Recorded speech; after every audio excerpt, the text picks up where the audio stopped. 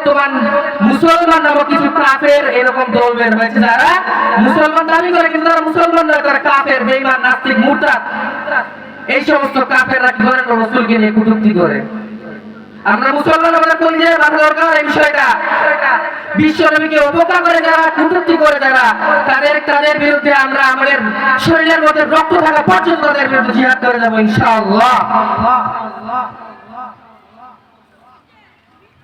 বিশ্ব নবীর অপমানে যদি না কাঁদে তোমার মন, মুসলিম নয় মুনাফিক, তুমি নবীজির দুশমন। কথা বলে ঠিক কিনা? রাসূলকে যারা কাঁদায়, এই বর্তমান সমাজ যে সমস্ত ফেরকা রয়েছে, কাফের বাহিনী রয়েছে, এই কাফের বাহিনী যারা রাসূলের কথার মধ্যে রাসূলকে নিয়ে কটূক্তি করে, হাস্যটা করে, তাদের বিরুদ্ধে আমাদের শরীরের মধ্যে এক বিন্দু রক্ত থাকা পর্যন্ত তাদের বিরুদ্ধে সর্বদা লড়াই করে যাবো ইনশাআল্লাহ।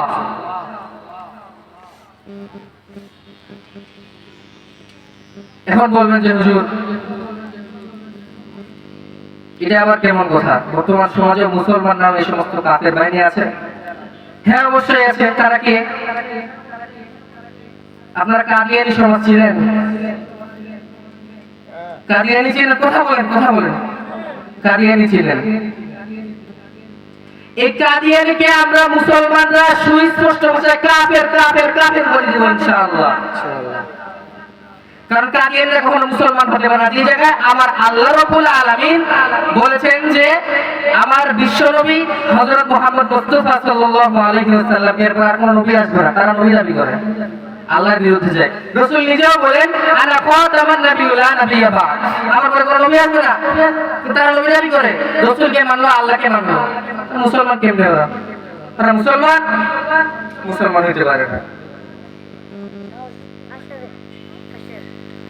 আল্লাহ সুবহানাহু ওয়া তাআলা আমাদের সকলকে বুঝার তৌফিক দান করুন।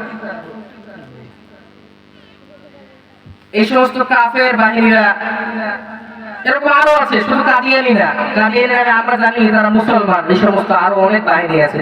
আপনারা দেখবেন কাদিয়ানীর সাথে কিন্তু আপনাদের কোনো মিল নাই, শুধু আপনাদের মতো নামাজ পড়ে তারা। এটা হচ্ছে ইংরেজদের একটা চক্রান্ত। বর্তমান সমাজে বর্তমান ইসকন নামক একটা ফেরকা তৈরি হয়েছে। এটা তাদের একটা চক্রান্ত, হিন্দুদের একটা চক্রান্ত, যে তারা ভুলিয়ে ভালিয়ে মুসলমানকে কেমনে নাস্তিক বানাবে, মুসলমানকে কেমনে জাহান্নামে নিয়ে যাবে, এটা তাদের ধান্দা। মুসলমানরা সাবধান হয়ে যাবে এই সমস্ত কাফের ফেরকা থেকে। কিছুদিন আগে শোনা গেল একটা কাফের ফেরকা এরকম আমাদের আসমানি কিতাব যে কোরআন মাজিদ আছে, এই আসমানি কিতাব কোরআন মাজিদকে নিয়ে তারা কটূক্তি শুরু করেছে। তারা বলতেছে কোরআন সত্য না। মুসলমানদের মাঝে এটা বুঝাচ্ছেন কোরআন কখনো সত্য হতে পারে না। নাউজুবিল্লাহ। তো তারা কি করতেছে? তাদের দাপটে তাদের দেশ থেকে সমস্ত কোরআন মাজিদ এক জায়গায় করে কোরআন মাজিদকে পুড়িয়ে দিচ্ছে। নাউজুবিল্লাহ। মুসলমান অন্তরে বাধা হওয়ার পর নাউজুবিল্লাহ।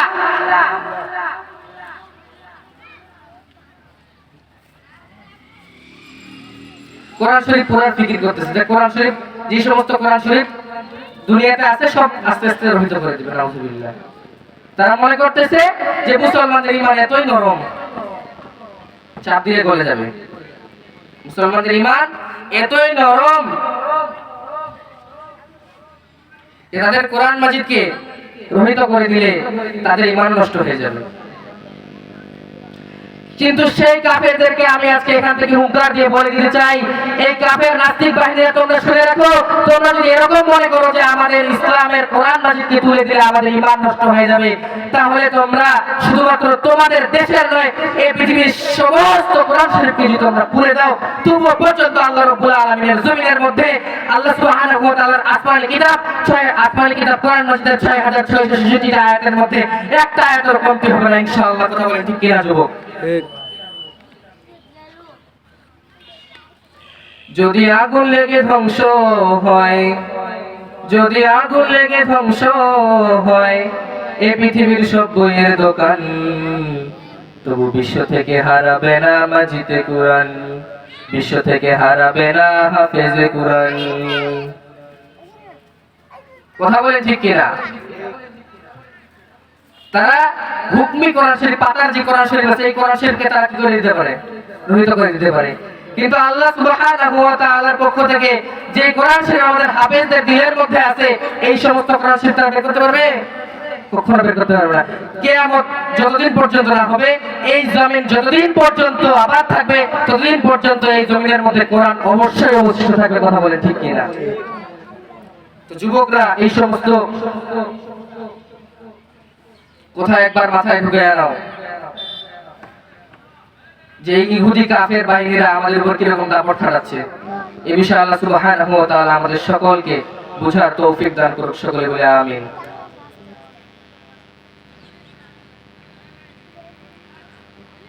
ওয়া আখিরু দাওয়ানা আলহামদুলিল্লাহি রাব্বিল আলামিন।